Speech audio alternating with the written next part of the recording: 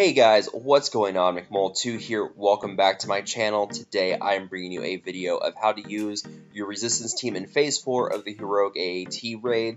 I've already done a video on how to use them in Phase 2, and that involved your basic resistance team that had the Finn Zeta lead with Poe, Pilot, Trooper, and Rey. Now I'm bringing you a video of how to use them in Phase 4, and you're going to notice that I've got R2-D2 in here in place of Rey. Now, a lot of people are going to be wondering about that. My reasoning for that is because Rey does not have any exposes that Pilot does. Most people like to switch out Pilot and Rey so that you have R2 in place of the Pilot.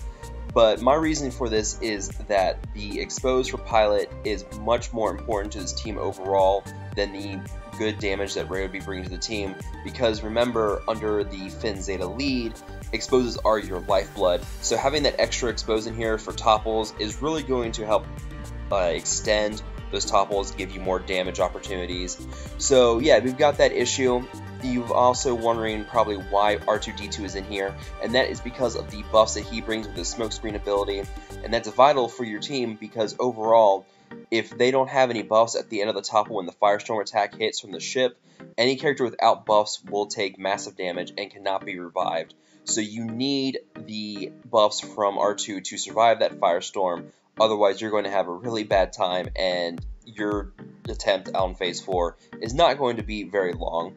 So I might as well go ahead and stop here and go ahead and take a look at the mods on R2-D2, and then we will talk about the overall strategy, and that will basically be it for this video.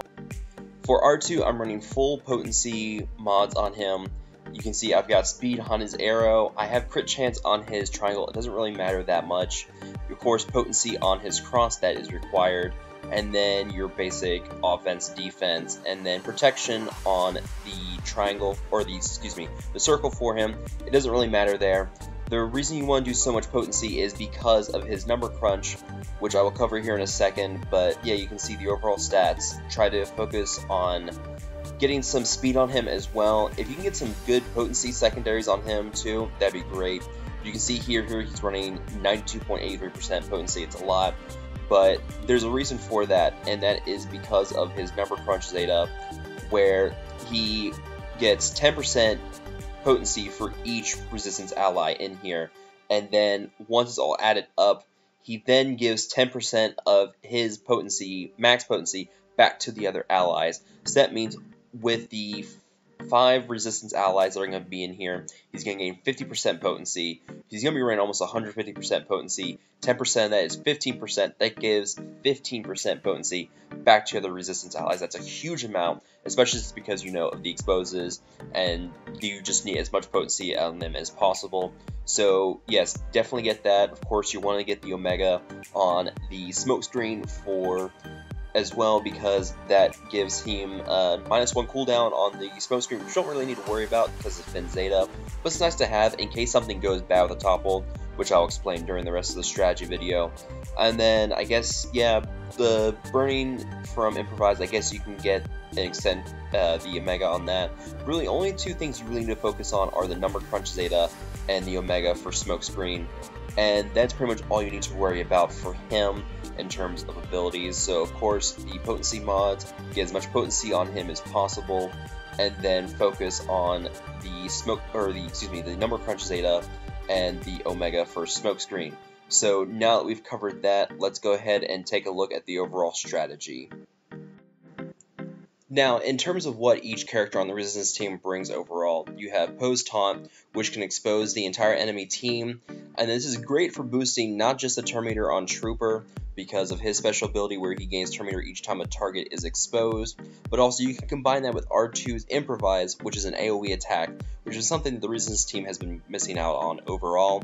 But you can basically use Poe's Taunt, get exposed on everyone, and then use the Improvise, which deals damage to all targets, and it cannot be evaded. So that just means big turn meter boosts and cooldown reductions for your resistance team overall. And of course, you have the special attack from Trooper, which can do speed down on the main target. And of course, you want to try to use this when the tank is still up, so you can get that speed down then, because his basic attack is the only basic attack on the resistance team that can expose. So try to get that speed down before the tank is toppled, and then just keep spamming his basic attack for all his exposes. and that just helps so much because then you have Finn with his special attack, which is guaranteed to expose barring the tenacity check, and then you have Resistance Pilot, which her special can give her foresight and also expose the enemy target. And of course, under a Finn Zeta lead, anytime that foresight expires, that target gains advantage for 2 turns, and the Resistance Pilot also has a unique where she gains turn meter whenever she critically hits. So you can combine that critical hit on an exposed target, give her some decent turn meter boost as well. It's not going to be as much as Resistance Trooper, but she's still going to go pretty fast on her own too. But of course, that's the main drawback is the RNG, where the Trooper, the Taunt for Poe, and the Pilot Special all only have like a 65% chance of exposing. So if the RNG gods decide that you can't land those exposes at all, you're going to have a really bad time. And that's where R2 comes in with his smokescreen, where if things are not going well, that's where that Mega on the cooldown reduction comes in, because if you topple and nothing's landing with exposes, then you've got to get that smokescreen back up quickly because the tank's going to be coming up very, very fast, and you're just going to have a really bad time if you don't get that smokescreen off in time. So you got to judge using the smokescreen based off of how much turn meter the tank has before it comes back up. That's just something you have to practice. I've made that mistake a few times where I misjudged how much was left on the tank, and then the tank came back up and wiped out half my team because, you know, no one had any buffs.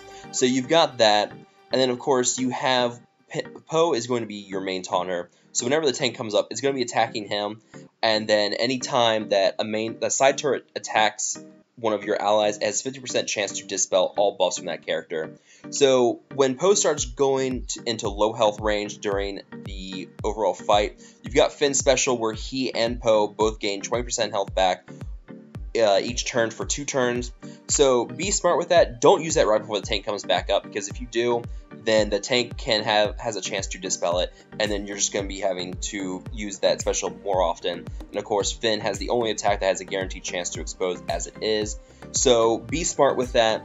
I'd prefer you use it once the tank is back up and then they've attacked Poe and try to dispel him, and then use the heal from Finn to get health back on Poe. So that's the overall abilities that each character has. You have I've already covered the advantage for Pilot, will give me the turn meter boost there. Now, the main difference here between Phase 2 and Phase 4 is, of course, the loss of either Rey or Pilot, and I think that's why overall Resistance is better suited for Phase 2 than it is for Phase 4.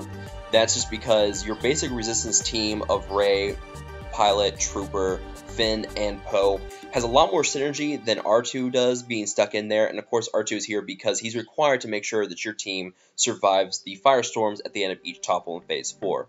So if you've got that going on, that's why I think you have better shot at using them in Phase 2, because really you're just getting better damage probably. You're probably going to get more damage in Phase 4, but if you have your Princess Zodi team, which is the clones with Princess Leia, you would want to rather use them in Phase 4 because you can get much better damage to them in Phase 4.